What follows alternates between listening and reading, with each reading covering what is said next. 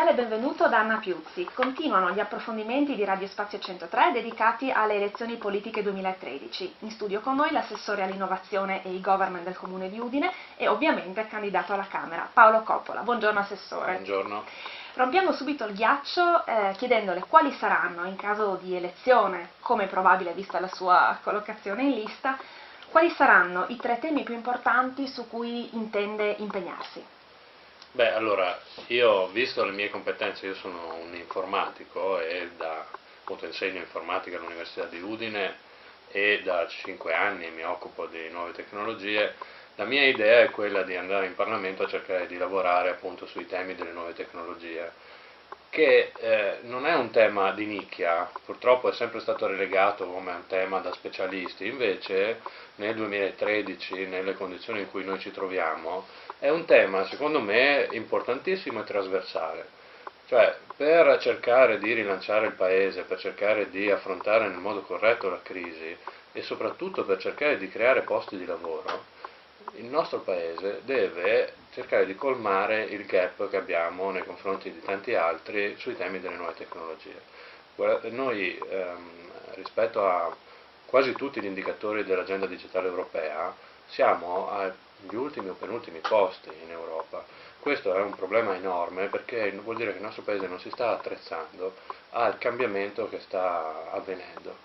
E allora se noi pensiamo al lavoro che ci sarà nei prossimi 10 anni, 15 anni, a me sembra quasi scontato che la maggior parte dei posti di lavoro sarà in quelle tematiche lì, nelle tematiche delle nuove tecnologie, in lavori inerenti appunto all'innovazione, alla creatività e comunque tutto quello che ha a che fare con l'informatizzazione. Non avere un paese attrezzato sotto questo punto di vista vuol dire perdere posti di lavoro. Allora, magari non sono 3, saranno, dipende dal punto di vista, 1 o 50, perché poi chiaramente è molto vasto il tema delle nuove tecnologie, però io vorrei mettere tutte le competenze che ho e tutta l'energia proprio in questo tema. E ora invece passiamo a qualche domanda su alcuni temi che stanno particolarmente a cuore al mondo cattolico. Partiamo dal matrimonio. Assessore Coppola, nel suo mandato lei difenderà la famiglia naturale, quella tra uomo e donna fondata sul matrimonio come indica la Costituzione? Ma, cioè, io difenderò tutto quello che è rapporti che hanno a che fare con appunto il voler stare insieme e l'amore nel senso più ampio. Poi guardate, io sinceramente non credo che sia una questione come è fondata sulla Costituzione o cose di questo tipo. Io penso che ci sia un valore sociale molto alto appunto, dei rapporti di amore tra le persone. Non penso che sia utile a nessuno fare distinzioni. Passiamo al fine vita, un tema sensibile e molto dibattuto. Quali sono secondo lei i criteri su cui potrebbe essere fondata una nuova legge sulle dichiarazioni anticipate di trattamento? Sono temi molto molto difficili. Cosa potrebbe essere? Sicuramente io condivido il fatto che la vita è un dono e come tutti i doni chiaramente non è una cosa di cui noi disponiamo o possiamo disporre a piacimento. D'altra parte è evidente che nel trattamento di fine vita vige secondo me il criterio che non si può imporre, visto il progresso tecnologico che c'è, non si può imporre il prolungamento delle sofferenze oltre ogni ragionevolezza. Noi abbiamo fortunatamente delle conoscenze scientifiche che permettono di protrarre il momento della morte moltissimo, in alcuni casi però è quasi, appunto, è quello che viene detto accanimento terapeutico, e allora bisogna stare molto attenti a cercare di capire dove c'è appunto questo passaggio tra l'accanimento terapeutico e invece il giusto utilizzo delle conoscenze scientifiche per non far soffrire le persone. Un problema che affligge il nostro paese e la nostra regione, assegnandole purtroppo la maglia nera in Europa, è quello della denatalità. Quale approccio per questo gravissimo problema? E poi è favorevole alla proposta del Forum delle associazioni familiari di destinare alla famiglia almeno l'1% del PIL? Beh, allora, se con la famiglia si intende una struttura della società che appunto è il fondamento della nostra società, perché nella famiglia si impara anche il vivere sociale, il riuscire a gestire i conflitti, perché che è alla base della civiltà della democrazia, e comunque è il primo livello di welfare, la prima rete di assistenza. Allora sicuramente bisogna investire su misure che cercano di andare in quella direzione. Ora io sinceramente non so bene quali sono, lo ammetto, i motivi per carenza di natalità. In realtà possono essere molto vari. Sicuramente bisogna dare fiducia nel futuro, i ragazzi devono devono approcciarsi al mondo con fiducia e con speranza, un po' nelle loro capacità, e questo sta a loro, ma soprattutto anche nel resto della società. È chiaro che in un momento in cui la fiducia nel futuro è bassissima, ci vuole molto molto molto più coraggio di prima a fondare la famiglia, a costruire la famiglia, ad avere i figli e così via. Questa è una cosa in cui secondo me noi tutti dobbiamo lavorare, soprattutto sul lato appunto di costruire, di guardare al futuro non più con paura, ma guardando anche i lati positivi, e ce ne sono tanti di lati positivi, e cercare di non subire quello che sta succedendo, ma anche nelle mille difficoltà avere la speranza. Ecco, così in questo modo secondo me si dà la possibilità di migliorare i rapporti familiari, migliorare appunto anche la natalità. Certo, le risorse servono, poi bisogna vedere come vengono utilizzate queste risorse, perché appunto non è solo una questione di impatto finanziario, non è una questione di piccole di attività. Una tra tutte è il fatto che noi abbiamo nel parametro dei posti in asilo rispetto agli altri paesi europei è ancora molto bassa, non dovremmo arrivare al 40% come indicatore europeo, e mi pare siamo sotto al 30% in Italia, chiaramente non a Udine, dove siamo a posto con quell'indicatore, anzi cresciamo. E già solo questo, già solo il fatto di dare la possibilità appunto in modo più semplice, non oneroso dal punto di vista finanziario, di avere un posto dove sei sicuro che trattano bene i tuoi figli e non avere sempre il problema di chi lasciarli, perché purtroppo il mondo del lavoro adesso è tale per cui i tempi sono particolarmente difficili da gestire, avere a che fare con la famiglia. Ecco, questo già per esempio è una misura che permette secondo me di spingere in quella direzione, non è l'unica. Si parla molto in questo periodo di tagli anche al sistema sanitario. Quale assetto dovrebbe avere secondo lei appunto il sistema sanitario e il sistema di protezione sociale? Ma credo il sistema sanitario sicuramente bisogna andare in due direzioni. Una è dalla parte della prevenzione. Noi dobbiamo, e ci sono tantissimi studi, tantissime attività in questa direzione, no? Bisogna prevenire, si sa benissimo alcune malattie che incidono particolarmente nella popolazione, si sa anche che appunto con un'attività di prevenzione, quindi un investimento in quel senso, si riduce poi dopo tutto il costo di gestione a valle, no? Quindi questo purtroppo noi facciamo poca prevenzione in vari campi. E poi chiaramente, ma questa è una direzione mi sembra che sta prendendo anche per motivi economici, quello di cercare appunto di portare l'assistenza a casa, e anche qui poi porto sempre l'acqua al mio mulino, le nuove tecnologie aiutano molto, no? in questo senso, per cercare appunto di portare i pazienti il prima possibile a casa, un'assistenza buona anche se distribuiti sul territorio, no? Perché chiaramente il paziente a casa sta meglio piuttosto che stare in ospedale. Sul sistema di protezione sociale, chiaramente anche qui è molto vasto, mi concentro sulla parte, sul welfare relativa al lavoro, perché secondo me quella è la parte principale, su cui, almeno prioritaria, su cui in questo momento bisogna lavorare. Ecco, su quello bisogna cercare di portare risorse sulla parte adeguamento formativo dei lavoratori. Cioè, purtroppo noi, purtroppo per fortuna, io non lo so, però comunque siamo in un momento in cui la maggior parte dei lavori cambierà tantissimo negli anni. È molto difficile pensare che un lavoratore inizi adesso la sua carriera lavorativa di 40-45 anni e in questo arco lunghissimo non cambi mai, le conoscenze non debbano essere continuamente aggiornate, anzi penso nel 99% dei casi è vero il contrario, quindi serve più che altro, secondo me, più che cercare di fare la difesa del posto di lavoro, bisogna cercare di fare la difesa del lavoro, e quindi nel caso in cui il lavoratore non abbia più le competenze necessarie in quel specifico posto, bisogna cercare di avere un sistema efficiente che lo aiuti a acquistare le competenze nuove che servono, perché le tecnologie spingono in questa direzione. Questo mi sembra quasi sicuro. Veniamo adesso al nostro territorio, quindi al nostro Friuli. La montagna muore. Quali potrebbero essere nuove politiche da applicare per risolvere questo problema?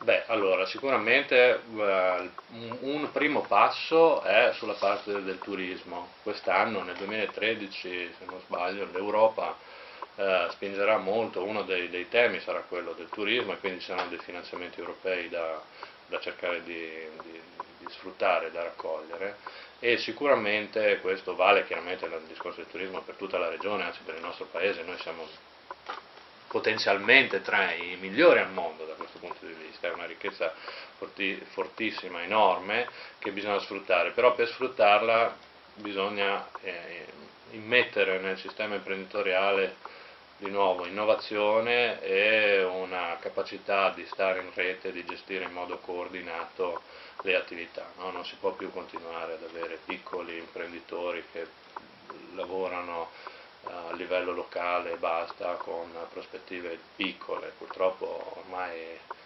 bisogna rendersi conto che anche il turismo sta cambiando molto a livello globale, quindi bisogna entrare nelle grandi reti e gestire in modo un po' più forse industriale questa azienda, questa industria, e noi su questo secondo me noi possiamo lavorare. Poi chiaramente mi dispiace essere monotematico, però io veramente sono convinto che spingendo sulle reti di telecomunicazione, quindi in questo modo azzerando alcune distanze, anche la montagna può ridiventare un luogo dove si possono insediare industrie, perché noi per esempio guardiamo all'esempio del Trentino. Il Trentino dal punto di vista delle reti di telecomunicazione è molto più attrezzato di noi, e questo fa sì che attira anche industrie che vengono a fondare le loro filiali o le loro sedi principali in un territorio che è infrastrutturato in modo corretto per questi tempi. Noi eravamo partiti bene, adesso purtroppo siamo rallentati da questo. Abbiamo da poco celebrato solennemente i 50 anni di autonomia della nostra regione. Secondo lei la specialità del Friuli Venezia Giulia va difesa, e se sì, con quali contenuti?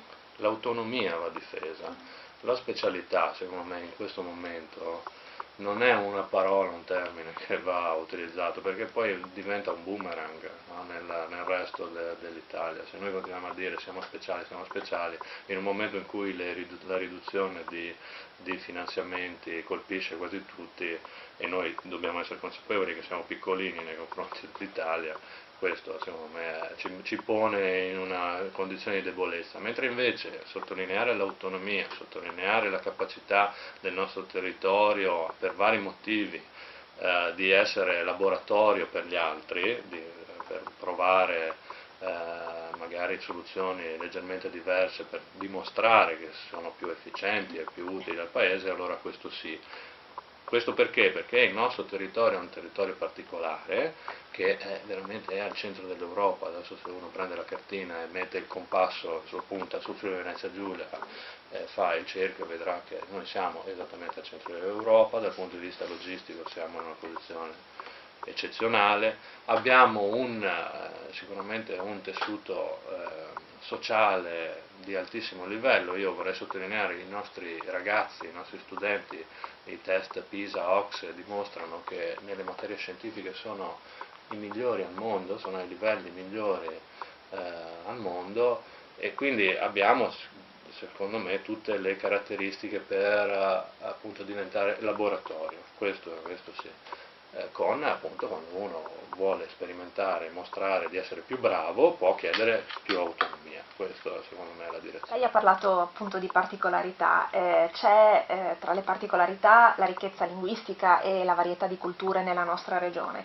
Sono secondo lei una risorsa e come vanno difese? Fondamentale, cioè il plurilinguismo è la capacità appunto di costruire una società in cui quelli che vivono sanno più lingue. Si è dimostrato, ci sono tantissimi studi che dimostrano che è un bene per i ragazzi, ma quindi in generale per la società. Bisognerebbe spingere sul plurilinguismo in generale, cioè non solo chiaramente la difesa del friulano, ma anche noi appunto essendo regione di confine ci sono tutte le altre lingue che andrebbero spinte nel sistema scolastico. Questo arricchisce sicuramente appunto, sia i ragazzi, ma poi attraverso i ragazzi, attraverso la scuola, tutta la società. Bisognerebbe cercare di costruire un po' di più sul sistema scolastico da questo punto di vista. Lei è molto giovane rispetto alla media della classe politica, quindi spostiamoci per un attimo su un terreno che dovrebbe starle a cuore. Parliamo di occupazione. Cosa bisogna fare per favorire quella dei giovani, sui quali i dati purtroppo sono impietosi e non danno certo una visione del futuro troppo rassicurante? E sempre in tema di giovani, è favorevole a dare la cittadinanza ai figli degli immigrati che sono nati in Italia? Beh, parto dall'ultimo, sicuramente sì, non vedo il motivo per cui bambini che sono nati qui, che vanno a scuola insieme ai nostri bambini, che vivono nella nostra comunità, non si capisce perché non bisogna farli sentire a tutti gli effetti italiani, non ne vedo il motivo. Per la cosa giovane io ringrazio, ma io ho 40 anni, cioè 40 anni, certo sicuramente sono più giovane di uno che ne ha 60, però continuare in Italia a pensare che uno a 40 anni è giovane, è anche questo una misura del fatto che il nostro paese da questo punto di vista un attimino deve fare un esame di coscienza. Perché non si trovano perché i giovani hanno tanta difficoltà? Hanno tanta difficoltà, secondo me, per due motivi. Uno è perché purtroppo il nostro paese per troppo tempo non ha voluto essere competitivo, e allora più che la competitività, l'innovazione, si è sviluppato un sistema relazionale che non premia il merito, premia chiaramente le conoscenze, ed evidentemente chi è più anziano conosce più persone, ha un sistema relazionale più ampio. Questo è un male per il nostro paese, perché appunto un paese non competitivo poi ha difficoltà in un mondo globalizzato. E la seconda cosa è che purtroppo appunto adesso è difficile creare nuovi posti di lavoro, e di nuovo qui torno al discorso che ho fatto all'inizio. Noi dobbiamo da una parte creare le condizioni per cui il nostro paese sia più competitivo, l'informatizzazione venga spinta di più, il sistema scolastico universitario fortunatamente adesso, nonostante tutti i danni che sono stati fatti negli ultimi periodi, è ancora a ottimi livelli, ed è dimostrato dal fatto che i nostri giovani che vanno all'estero non hanno difficoltà a trovare posti di lavoro e fare carriera, quindi vuol dire che noi siamo ancora un ottimo sistema formativo, nonostante tutto quello che è successo negli ultimi anni. Quello che bisogna fare è, secondo me, cercare di spingere un pochettino di più nella cultura imprenditoriale, una cultura imprenditoriale sana che vede appunto nella responsabilità sociale dell'impresa uno delle cose da seguire per per capire se è un'impresa di successo o no, quindi non solo il profitto, ma appunto tutti gli indicatori di impatto sulla società che hanno l'impresa, però bisogna spingere sulla mentalità imprenditoriale, aiutare gli imprenditori, e noi qua in Friuli Venezia Giulia ne abbiamo tanti, abbiamo una buona cultura imprenditoriale, perché bisogna creare posti di lavoro. E poi bisogna avere un pochettino più di coraggio come paese, perché dare spazio ai giovani, tutti dicono che bisogna dare spazio ai giovani, però poi se uno non ha tanta esperienza, allora aspettiamo, vediamo e non gli dà. Bisogna avere coraggio, i giovani invece possono benissimo fare, bisogna però farli come si fa con i figli, bisogna dargli spazio, permettere loro di sbagliare, perché chi fa sbaglia, succede che sbagli, e stargli vicino, però bisogna avere fiducia nei ragazzi. Secondo me se gli si dà più fiducia, se noi che siamo un po' più vecchietti facciamo un passo indietro, allora avremo ottime sorprese. Ecco, questo io sono molto convinto, e lo dico anche perché un po' di ragazzi ne conosco tanti, perché io insegnando all'università ne vedo qualche centinaio ogni anno, le passano, e sono tutti chiaramente, ma spesso di ottima qualità, bisogna dargli l'opportunità. Quindi per guardare con fiducia al futuro anche avere fiducia nei giovani, perché hanno le carte giuste. Ma certo, allora c'era una cosa che vorrei citare, il presidente dell'Istat, poco tempo fa, l'ho visto in un'intervista, lui giustamente ha detto: noi abbiamo in questo periodo la classe di giovani più preparata in assoluto nella storia, e non la stiamo usando, è una cosa folle. Nel nostro paese noi stiamo sprecando una ricchezza fondamentale, perché in questo periodo, nella società della conoscenza, la ricchezza e il patrimonio più grande sono le persone, e noi ce le abbiamo lì e non le mettiamo, non le sfruttiamo. Questo è pazzesco. I costi della politica, qualcosa si è fatto, cosa manca da fare? Sì, mancano ancora molte cose, io però vorrei sottolineare una cosa che dico tanto: i costi veri della politica sono l'incompetenza e la corruzione, perché uno può anche ridurre di 10 volte il numero dei rappresentanti, però ne basta uno solo che è incompetente, e gestire soldi pubblici, far gestire i soldi pubblici da un incompetente vuol dire creare dei danni, dei costi enormi. Quindi, soprattutto per ridurre i costi della politica, bisogna fare fatica, perché la democrazia è fatica, e questo purtroppo noi tutti, cittadini, elettori, dobbiamo fare, secondo me, un po' di esame di coscienza, perché negli anni, se siamo arrivati fin qui, è anche perché abbiamo forse delegato un po' troppo a una classe politica che si è sentita forse anche troppo poco controllata, e questo ha portato a delle degenerazioni, no? Che adesso noi scopriamo, però bisogna risolvere. E allora per evitare questo sicuramente bisogna ridurre, anzi azzerare tutti i privilegi assurdi che tantissimi politici hanno. Non tutti, però in Parlamento sicuramente ci sono dei privilegi, però quello che bisogna fare più di tutti, secondo me, è appunto partecipare, interessarsi, controllare, stare col fiato sul collo agli eletti, perché la democrazia funziona solo così, è faticoso, sì, però altrimenti i danni sono assai più elevati. Bene, noi la ringraziamo e non possiamo che farle in bocca al lupo per le prossime elezioni. Crepi il lupo, Grazie. grazie.